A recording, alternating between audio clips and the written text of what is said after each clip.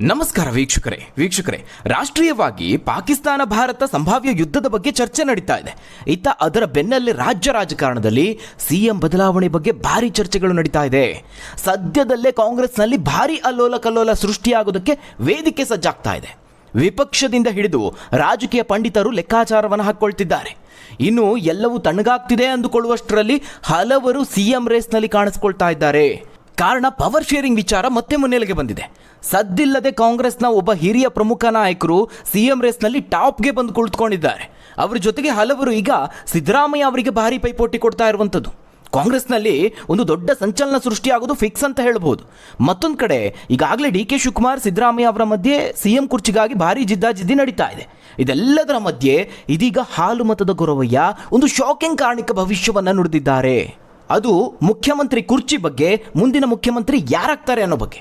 ಆದರೆ D K Shivakumar ಅಲ್ಲ, ಸಿದ್ದರಾಮಯ್ಯ ಅವರು ಅಲ್ಲ, ಕರ್ನಾಟಕದ ಮುಂದಿನ ಮುಖ್ಯಮಂತ್ರಿ ಇವರೇ ಅಂತ ಗೊರವಯ್ಯ ಒಂದು ಸ್ಫೋಟಕವಾದಂತಹ ಭವಿಷ್ಯವನ್ನು ನುಡಿದಿದ್ದಾರೆ. ಗೊರವಯ್ಯ ನುಡಿದಂತಹ ಈ ಭವಿಷ್ಯ ಈಗ ಮತ್ತೆ ರಾಜ್ಯ ರಾಜಕೀಯದಲ್ಲಿ ಸಿಎಂ ಬದಲಾವಣೆ ಚರ್ಚೆಯನ್ನು ಮುನ್ನೆಲೆಗೆ ತರೋದು ಮಾತ್ರ ಅಲ್ಲ, ಈ ಸ್ಫೋಟಕ ಭವಿಷ್ಯ ಈಗ ಭಾರೀ ಸಂಚಲನವನ್ನು ಸೃಷ್ಟಿ ಮಾಡ್ತಾ ಇದೆ. ರಾಜಕೀಯವಾಗಿ ಬಹಳ ಮಹತ್ವ ಪಡೆದುಕೊಂಡಿದೆ. ಯಾಕಂದರೆ ರಾಜ್ಯದಲ್ಲಿ ಕೋಡಿ ಮಠದ ಕೋಡಿ ಶ್ರೀಗಳು ನುಡಿಯುವಂತಹ ಭವಿಷ್ಯಕ್ಕೆ ಎಷ್ಟು ಮಹತ್ವ ನೀಡಲಾಗುತ್ತೋ ಅಷ್ಟೇ ಮಹತ್ವವನ್ನು ಗೊರವಯ್ಯ ನುಡಿಯುವಂತಹ ಭವಿಷ್ಯಕ್ಕೂ ನೀಡಲಾಗುತ್ತೆ. ಗೊರವಯ್ಯರು ನುಡಿಯುವಂತಹ ಭವಿಷ್ಯ ಎಂದಿಗೂ ಸುಳ್ಳಾಗೋದಿಲ್ಲ ಅನ್ನೋ ಮಾತಿದೆ. ಹಾಗಾದರೆ ಮತ್ತೆ ಚರ್ಚೆಗೆ ಬಂತ ಸಿಎಂ ಬದಲಾವಣೆ ಕೂಗು. ಭಾರತ ಪಾಕಿಸ್ತಾನ ಸಂಭಾವ್ಯ ಯುದ್ಧದ ಚರ್ಚೆಯ ಬೆನ್ನಲ್ಲೇ ರಾಜ್ಯ ಕಾಂಗ್ರೆಸ್ನಲ್ಲಿ ಅಲ್ಲೋಲ ಕಲ್ಲೋಲ ಸೃಷ್ಟಿಯಾಯ್ತಾ? ರಾಜ್ಯ ರಾಜಕಾರಣದಲ್ಲಿ ಏನಿದು ಸಂಚಲನ ಸೃಷ್ಟಿಸಿದ ಭವಿಷ್ಯ? ಅಷ್ಟಕ್ಕೂ ಗೊರವಯ್ಯ ನುಡಿದಂತಹ ಭವಿಷ್ಯದಲ್ಲಿ ಏನಿದೆ? ಮುಂದಿನ ಮುಖ್ಯಮಂತ್ರಿ ಯಾರಾಗ್ತಾರೆ? ಸಿದ್ದರಾಮಯ್ಯ, ಡಿ ಕೆ ಶಿವಕುಮಾರ್ ಅವರಿಗೆ ಓವರ್ಟೇಕ್ ಮಾಡಿರೋ ಆ ಕಾಂಗ್ರೆಸ್ನ ಪ್ರಮುಖ ನಾಯಕ ಯಾರು? ವೀಕ್ಷಕರೇ, ಆ ಬಗ್ಗೆ ಒಂದು ವರದಿ ಇದೆ, ನೋಡೋಣ. ಹೌದು ವೀಕ್ಷಕರೇ, ಪವರ್ ಶೇರಿಂಗ್ ವಿಚಾರ ಈಗ ಮತ್ತೆ ಮುನ್ನೆಲೆಗೆ ಬಂದಿದೆ. ಇತ್ತೀಚಿನ ಕಳೆದ ಕೆಲವು ತಿಂಗಳಲ್ಲಿ ಹನಿ ಟ್ರ್ಯಾಪ್ ವಿಚಾರ ಆಯಿತು, ಗೋಲ್ಡ್ ಸ್ಮಗ್ಲಿಂಗ್ ಕೇಸ್ ಮುನ್ನೆಲೆಗೆ ಬಂತು. ಇವೆಲ್ಲವೂ ತೆರೆಮರೆಗೆ ಹೋಗುವಷ್ಟರಲ್ಲಿ ಪಾಕಿಸ್ತಾನ ಭಾರತದ ಯುದ್ಧದ ವಿಚಾರ ಬಂತು. ಈ ಯುದ್ಧದ ವಿಚಾರದಲ್ಲೂ ಒಂದು ಹಂತದ ರಾಜ್ಯ ರಾಜಕೀಯದ ಜಟಾಪಟಿ ಆಯಿತು. ಈ ಎಲ್ಲ ವಿಚಾರಗಳು ಮುನ್ನೆಲೆಗೆ ಬಂದಿದ್ದರಿಂದ ಸಿಎಂ ಬದಲಾವಣೆ ವಿಚಾರ ಸೈಲೆಂಟ್ ಆಗಿತ್ತು. ಜೊತೆಗೆ ಹೈಕಮಾಂಡ್ ಕೂಡ ಎಲ್ಲರೂ ಸುಮ್ಮನಿರಬೇಕು, ನಾವೇ ಸೂಕ್ತ ಸಮಯದಲ್ಲಿ ಸೂಕ್ತ ನಿರ್ಧಾರವನ್ನು ತೆಗೆದುಕೊಳ್ತೀವಿ, ನೀವೆಲ್ಲರೂ ಸುಮ್ಮನಿರಬೇಕು ಅಂತ ಹೇಳಿ ಎಚ್ಚರಿಕೆಯನ್ನು ಕೊಟ್ಟರು. ಹಾಗಾಗಿ ಎಲ್ಲರೂ ಸದ್ಯಕ್ಕೆ ಸುಮ್ಮನಿದ್ರು. ಆದರೆ ಈಗ ಮತ್ತೆ ಸಿಎಂ ಬದಲಾವಣೆ ಚರ್ಚೆ ಗರಿಗೆದರಿದೆ. ರಾಜ್ಯ ಕಾಂಗ್ರೆಸ್ ಪಾಳೆಯದಲ್ಲಿ ಅಲ್ಲೋಲ ಕಲ್ಲೋಲ ಸೃಷ್ಟಿ ಮಾಡೋದಕ್ಕೆ ಸಜ್ಜಾಗಿದೆ. ವೀಕ್ಷಕರ, ಹಿಂದೊಮ್ಮೆ ಈ ಅಧಿಕಾರ ಹಂಚಿಕೆಯ ಮಾತುಕತೆ ಸರ್ಕಾರ ಅಧಿಕಾರಕ್ಕೆ ಬರೋದಕ್ಕೆ ಮುಂಚೆನೇ ಆಗಿತ್ತು ಅಂತೇಳಿ ನಮ್ಮ DCM ಡಿ ಕೆ ಶಿವಕುಮಾರ್ ಅವರು ಹೇಳಿದರು. ಇದು ಕರ್ನಾಟಕ ಕಾಂಗ್ರೆಸ್ನಲ್ಲಿ ಭಾರಿ ಬೆಳವಣಿಗೆ ಕಾರಣ ಆಗಿತ್ತು. ಇದರ ನಂತರದಲ್ಲಿ ಇದಕ್ಕೆ ಕೌಂಟರ್ ಕೊಡೋದಕ್ಕೆ KPCC ಅಧ್ಯಕ್ಷರ ಬದಲಾವಣೆ ವಿಚಾರವನ್ನು ಸಿದ್ದು ಬಳಗದವರು ಮುನ್ನೆಲೆಗೆ ತರ್ತಾರೆ. ಇದು DK ಅವರನ್ನು ಭಾರಿ ಕೆರಳಿಸಿತ್ತು. ಅದರಲ್ಲೂ ಈ ವರ್ಷದ ಆರಂಭದಲ್ಲಿ ಅವರು ಭಾರಿ ಅಬ್ಬರಿಸಿದ್ರು. ತಮ್ಮದೇ ಆದಂತಹ ತಂಡವನ್ನು ಕಟ್ಕೊಂಡು ಸಿಎಂ ಆಗೋದಕ್ಕೆ ದಾಪುಗಾಲಿಡ್ತಿದ್ದಾರೆ. ವಿಪಕ್ಷಗಳ ಶಾಸಕರ ಬೆಂಬಲವನ್ನು ಪಡ್ಕೊಂಡು ಸಿಎಂ ಆಗ್ತಾರೆ ಅನ್ನೋಷ್ಟರ ಮಟ್ಟಿಗೆ ಚರ್ಚೆಗಳಾದವು. ಮತ್ತೊಂದು ಕಡೆ ಸಿದ್ದರಾಮಯ್ಯ ಅವರು ತಾನೇ ಸಿಎಂ ಆಗಿ ಮುಂದುವರಿತೀನಿ ಅಂತ ಪದೇ ಪದೇ ವಿರೋಧಿ ಬಣಕ್ಕೆ ಟಾಂಗ್ ಕೊಡುವಂತಹ ಪ್ರಯತ್ನವನ್ನು ಮಾಡ್ತಿದ್ದಾರೆ. ಆದರೆ DK ಶಿವಕುಮಾರ್ ಅಲ್ಲ, ಸಿದ್ದರಾಮಯ್ಯ ಅವರು ಅಲ್ಲ, ಇವರಿಬ್ಬರಿಗೂ ಗೊರವಯ್ಯ ಶಾಕ್ ನೀಡಿದ್ದಾರೆ. ಅದಕ್ಕೆ ತಕ್ಕಂತೆ ರಾಜಕೀಯ ಸನ್ನಿವೇಶಗಳು ಕೂಡ ಬದಲಾಗ್ತಾ ಇದೆ. ಅಷ್ಟಕ್ಕೂ ಗೊರವಯ್ಯ ತಂಡದ ಭವಿಷ್ಯ ಏನು? ಖಾಸಗಿ ಕಾರ್ಯಕ್ರಮಕ್ಕೆ ಅಂತ ಡಾಕ್ಟರ್ ಜಿ ಪರಮೇಶ್ವರ್ ಅವರು ತುಮಕೂರಿಗೆ ಆಗಮಿಸಿದ್ರು. ಆಗ ಗೊರವಯ್ಯಗಳ ತಂಡದಿಂದ ಗೃಹ ಸಚಿವರಿಗೆ ಶುಭ ಸೂಚನೆ ಸಿಕ್ಕಿದೆ. ತಮ್ಮ ಸಾಂಪ್ರದಾಯಿಕ ಶೈಲಿಯಲ್ಲಿ ಗೊರವಯ್ಯರ ತಂಡ ಈ ಒಂದು ಭವಿಷ್ಯವನ್ನು ನುಡಿದಂತಹ ಸಂದರ್ಭದಲ್ಲಿ ಪರಮೇಶ್ವರ್ ಅವರು ಹಸನ್ಮುಖರಾಗಿ ಕೈ ಮುಗಿದಿದ್ದಾರೆ. ಅಲ್ಲಿ ಒಂದು ಇಂಟ್ರೆಸ್ಟಿಂಗ್ ಆದಂತಹ ಸಂಗತಿ ನಡೆದಿದೆ. ತುಮಕೂರಿನ ಪರಮೇಶ್ವರನು ಮುಂದೊಂದು ದಿನ ಈ ರಾಜ್ಯದ ಪರಮೇಶ್ವರನಾಗುವನು ಅನ್ನುವ ಭವಿಷ್ಯ ಗೊರವಯ್ಯ ತಂಡದಿಂದ ಬಂದಿದೆ. ಅದೇ ಸಂದರ್ಭದಲ್ಲಿ ಆ ವೇಳೆ ಅಲ್ಲೇ ಇದ್ದಂತಹ KPCC ವಕ್ತಾರ ನಿತೀಶ್ ರಾಜ್ ಮೌರ್ಯ ಅವರು ಗೊರವಯ್ಯರ ತಂಡದ ಜೊತೆ ಸೇರಿ ಈ ನುಡಿಯನ್ನು ಆಡಿದ್ದಾರೆ. ಹೀಗಾಗಿ ಇದು ರಾಜಕೀಯವಾಗಿಯೂ ಸದ್ದು ಮಾಡೋದಕ್ಕೆ ಕಾರಣ ಆಗಿದೆ. ಗೊರವಯ್ಯ ತಮ್ಮ ತಂಡದ ಜೊತೆಗೆ ಸಾಂಪ್ರದಾಯಿಕ ನೃತ್ಯ ಮತ್ತು ಹಾಡಿನ ಮೂಲಕವಾಗಿ ಅಲ್ಲಿದ್ದ ಎಲ್ಲರ ಗಮನ ಸೆಳೆದರು. ಇನ್ನು ಡಾಕ್ಟರ್ ಜಿ ಪರಮೇಶ್ವರ್ ಅವರಿಗೆ ಶಿವನ ಪದಗಳನ್ನಾಡುವ ಮೂಲಕವಾಗಿ ಶುಭ ಹಾರೈಸಿದ್ರು. ಜೊತೆಗೆ ಶಿವ ಮತ್ತು ಪರಮೇಶ್ವರ್ ಅವರಿಗೆ ಹೋಲಿಕೆ ಮಾಡಿದ್ರು. ರಾಜ್ಯದ ಹಾಲಿ ಗೃಹ ಮಂತ್ರಿಗಳು ಮುಂದೊಂದು ದಿನ ರಾಜ್ಯದ ಮುಖ್ಯಮಂತ್ರಿ ಆಗಲಿದ್ದಾರೆ ಅನ್ನುವ ಮಾತನ್ನ ತಮ್ಮ ಗೊರವಯ್ಯ ಶೈಲಿಯಲ್ಲಿ ತಂಡ ನುಡಿತು. ಆಗ ಅಲ್ಲಿದ್ದ ಎಲ್ಲರೂ ಸಂತೋಷಪಟ್ಟರು. ಇದೇ ವೇಳೆಯಲ್ಲಿ KPCCಯ ನಿತೀಶ್ ಮೌರ್ಯ ಅವರು ಕೂಡ ಗೊರವಯ್ಯ ತಂಡದ ಜೊತೆಗೆ ಧ್ವನಿಗೂಡಿಸ್ತಾರೆ. ಹೈಕಮಾಂಡ್ ಸೂಚನೆಯ ಮೇರೆಗೆ ತಣ್ಣಗಾಗಿದ್ದಂತಹ ಮುಂದಿನ ಮುಖ್ಯಮಂತ್ರಿ ವಿಚಾರಕ್ಕೆ ಸಂಬಂಧಿಸಿದಂತೆ ಗೊರವಯ್ಯ ತಂಡದ ನುಡಿಗಳು ಈಗ ಮತ್ತೆ ಈ ವಿಚಾರ ಮುನ್ನೆಲೆಗೆ ಬರೋದಕ್ಕೆ ಕಾರಣ ಆಗ್ತಾ ಇದೆಯಾ ಅನ್ನೋ ಕುತೂಹಲ ಕಾರಣ ಆಗಿದೆ. ವೀಕ್ಷಕರ, ಇದೇ ರೀತಿಯಲ್ಲಿ ಕಳೆದ ಮಾರ್ಚ್ ತಿಂಗಳಲ್ಲಿ ಮೈಲಾರ ದೇವರ ಗೊರವಯ್ಯ ಸಹ ತುಮಕೂರಿನ ಜಿಲ್ಲಾಧಿಕಾರಿ ಕಚೇರಿ ಆವರಣದಲ್ಲಿ ಜಿಲ್ಲಾ ಉಸ್ತುವಾರಿ ಸಚಿವರೂ ಆಗಿರುವಂತಹ ಡಾಕ್ಟರ್ ಜಿ ಪರಮೇಶ್ವರ್ ಅವರ ಕಚೇರಿಗೆ ಆಕಸ್ಮಿಕವಾಗಿ ಭೇಟಿ ನೀಡಿದ್ರು. ಆದರೆ ಪರಮೇಶ್ವರ್ ಅವರು ಆ ಸಂದರ್ಭದಲ್ಲಿ ಕಚೇರಿಯಲ್ಲಿ ಇರಲಿಲ್ಲ. ಹಾಗಾಗಿ ಆಡಳಿತ ಸಿಬ್ಬಂದಿಯವರೊಂದಿಗೆ ಮಾತನಾಡಿ ಪರಮೇಶ್ವರ್ ಅವರ ಮುಂದಿನ ರಾಜಕೀಯ ಭವಿಷ್ಯದ ಬಗ್ಗೆ ಭವಿಷ್ಯವನ್ನು ನುಡಿತಾರೆ. ಹಾಲುಮತದ ಗೊರವಯ್ಯ ಗೃಹ ಸಚಿವ ಡಾಕ್ಟರ್ ಜಿ ಪರಮೇಶ್ವರ್ ಅವರಿಗೆ ಶೀಘ್ರದಲ್ಲೇ ಮುಖ್ಯಮಂತ್ರಿ ಭಾಗ್ಯ ಸಿಗಲಿದೆ ಅಂತ ಹೇಳಿ ಹೋಗ್ತಾರೆ. ಇದು ಬಹಳ ಅಚ್ಚರಿ ಮೂಡಿಸಿತ್ತು. ಮಾರ್ಚ್ 20ನೇ ತಾರೀಕು ಕಚೇರಿಗೆ ಬಂದಿದ್ದಂತಹ ಆ ಮೂವರು ಗೊರವಯ್ಯರು ಮುಖ್ಯಮಂತ್ರಿ ಸಿದ್ದರಾಮಯ್ಯ ಅವರು ಶೀಘ್ರದಲ್ಲಿ ಇಳಿದು ಗೃಹ ಸಚಿವ ಡಾಕ್ಟರ್ ಜಿ ಪರಮೇಶ್ವರ್ ಅವರು ಸಿಎಂ ಆಗಲಿ ಅಂತ ಆಶೀರ್ವಾದ ಮಾಡಿ ಹೋಗ್ತಾರೆ. ಸಚಿವರ ವಿಶೇಷ ಕರ್ತವ್ಯಾಧಿಕಾರಿಯಾದಂತಹ ಡಾಕ್ಟರ್ ನಾಗಣ್ಣ ಅವರಿಗೆ ಈ ಕಾರಣಿಕ ಭವಿಷ್ಯವನ್ನು ನುಡಿದು ಆಶೀರ್ವಾದವನ್ನು ಮಾಡಿ ಹೋಗ್ತಾರೆ. ಈ ಘಟನೆ ಸಾರ್ವಜನಿಕ ವಲಯದಲ್ಲಿ ಗೊರವಯ್ಯನ ಕಾರಣಿಕ ಭವಿಷ್ಯದ ಬಗ್ಗೆ ಭಾರೀ ಚರ್ಚೆಗೆ ಗ್ರಾಸವಾಗುತ್ತೆ. ಇನ್ನು ವೀಕ್ಷಕರೇ, ಕೇವಲ ಗೊರವಯ್ಯ ಮಾತ್ರ ಅಲ್ಲ, ರಾಜ್ಯದ ಹಲವು ಸ್ವಾಮೀಜಿಗಳು ಇದೇ ರೀತಿಯಲ್ಲಿ ಇವರೇ ಮುಖ್ಯಮಂತ್ರಿ ಆಗ್ತಾರೆ ಅನ್ನುವ ಭವಿಷ್ಯವನ್ನು ನುಡಿದಿರುವಂಥದ್ದು. ಕೇವಲ 2 ವಾರದ ಹಿಂದೆ ಅಷ್ಟೇ ವಿಜಯಪುರದಲ್ಲಿ ಕೋಡಿಮಠದ ಶ್ರೀಗಳು ಸಹ ಒಂದು ಭವಿಷ್ಯವನ್ನು ನುಡಿದಿದ್ರು. ಸಿದ್ದರಾಮಯ್ಯ ಅವರ ಕೈಯಿಂದ ಅಧಿಕಾರವನ್ನು ಕಿತ್ಕೊಳ್ಳೋದು ಕಷ್ಟ ಅಂತ ಹೇಳಿದ್ದ ಇದೇ ಶ್ರೀಗಳು ವಿಜಯಪುರದಲ್ಲಿ ಇತ್ತೀಚೆಗೆ ಉತ್ತರ ಕರ್ನಾಟಕ ಭಾಗದ ನಾಯಕನಿಗೆ ಸಿಎಂ ಪಟ್ಟ ಸಿಗುತ್ತೆ ಅನ್ನುವಂತೆ ಒಂದು ಭವಿಷ್ಯವನ್ನು ನುಡಿತಾರೆ. ಆ ಕಾರ್ಯಕ್ರಮದ ವೇದಿಕೆಯಲ್ಲಿ ಮುಂದಿನ ಮುಖ್ಯಮಂತ್ರಿ ಯಾರು ಅನ್ನೋ ಬಗ್ಗೆ ಕೋಡಿ ಶ್ರೀಗಳು ಅವರ ಹೆಸರನ್ನು ಸಹ ಪ್ರಸ್ತಾಪ ಮಾಡ್ತಾರೆ. ಅಲ್ಲಿ ಏನು ಹೇಳ್ತಾರೆ ಅಂತ ಹೇಳಿದರೆ, ಕೋಡಿ ಶ್ರೀಗಳು ಇತ್ತೀಚೆಗೆ ಸಿದ್ದರಾಮಯ್ಯ ಅವರೊಂದಿಗೆ ಮಾತುಕತೆಯನ್ನು ನಡೆಸಿದೆ. ಈ ವೇಳೆಯಲ್ಲಿ ಮುಖ್ಯಮಂತ್ರಿ ಸ್ಥಾನದ ಬಗ್ಗೆನೂ ಪ್ರಸ್ತಾಪ ಆಯಿತು. ಈ ವೇಳೆ ಉತ್ತರ ಕರ್ನಾಟಕದಿಂದ ಯಾರಿಗೆ ಮುಖ್ಯಮಂತ್ರಿ ಸ್ಥಾನ ಅಂತ ಕೇಳಿದಾಗ ಸಚಿವ MB ಪಾಟೀಲ್ ಅವರ ಹೆಸರು ಬಂತು.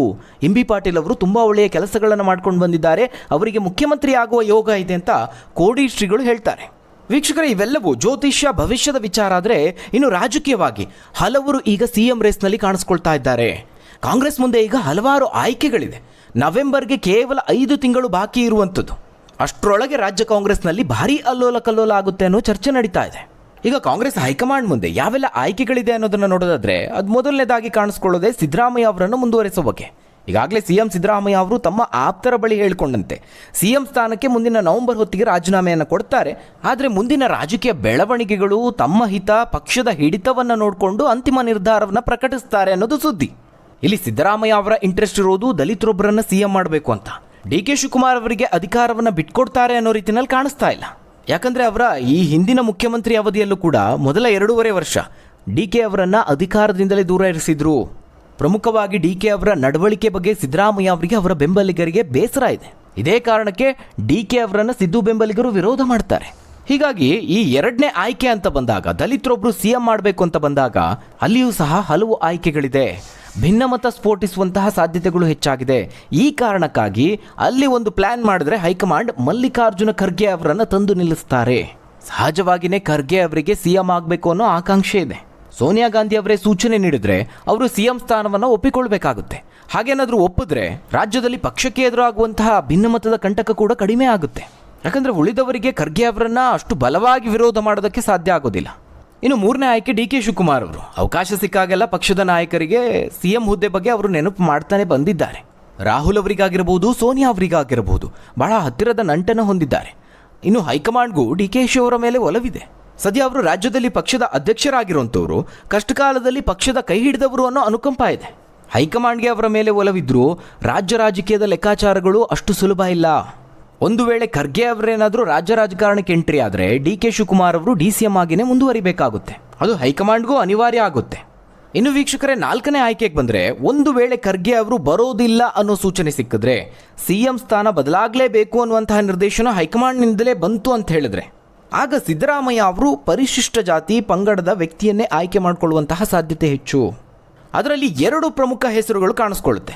ಮೊದಲನೇದಾಗಿ ಕಾಣಿಸ್ಕೊಳ್ಳೋದೇ ಹಿರಿಯರಾದಂತಹ ಈ ಹಿಂದೆ 8 ವರ್ಷ KPCC ಅಧ್ಯಕ್ಷರಾಗಿ DCM ಆಗಿ ಕೆಲಸ ಮಾಡಿರುವಂತಹ ಡಾಕ್ಟರ್ ಜಿ ಪರಮೇಶ್ವರ್ ಅವರ ಹೆಸರು. ಸದ್ಯ ಪರಮೇಶ್ವರ್ ಅವರು ಸಿದ್ದರಾಮಯ್ಯ ಅವರ ಜೊತೆಗೆ ಗುರುತಿಸಿಕೊಂಡಿದ್ದಾರೆ. ಖರ್ಗೆ ಅವರ ಜೊತೆಗೂ ಒಡನಾಟ ಚೆನ್ನಾಗಿದೆ. ಹೀಗಾಗಿ ಪರಮೇಶ್ವರ್ ಅವರಿಗೆ ಸಿಎಂ ಸ್ಥಾನ ಒಲಿಯುವಂತಹ ಸಾಧ್ಯತೆಗಳು ಹೆಚ್ಚಾಗಿ ಕಾಣಿಸ್ತಾ ಇದೆ.